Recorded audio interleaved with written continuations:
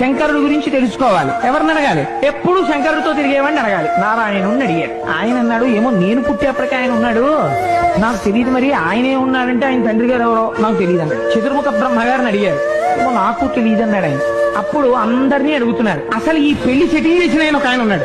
ఆయన నారదుడు మహతి వాయించుకుంటూ కూర్చున్నాడు. కూర్చుంటే అందరూ వెళ్ళి అడిగారు. సంతోషంగా నవ్వుకుంటూ ఆయన వీణ వాయించుకుంటున్నాడు. ఏమిట్రా ఈ వీణ? ఓ పక్కనేమో ప్రవర తెలియట్లేదనా వీణ పట్టుకున్నాడు నారాయణ.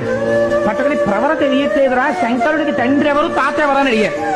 ఆయన అన్నాడు, అప్పుడే మర్చిపోయారు ఏమిటో మీరు, ఒకప్పుడు ఇలాగే శంకరుడికి ఆద్యంతాలు కనుక్కుందామని మీరిద్దరు బయలుదేరారు. బయలుదేరితే ఆయన శివలింగం కింద ఆవిర్భవించాడు. మీరు కనుక్కోలేక తిరిగి వచ్చేశారు. జ్ఞాపకం ఉందా?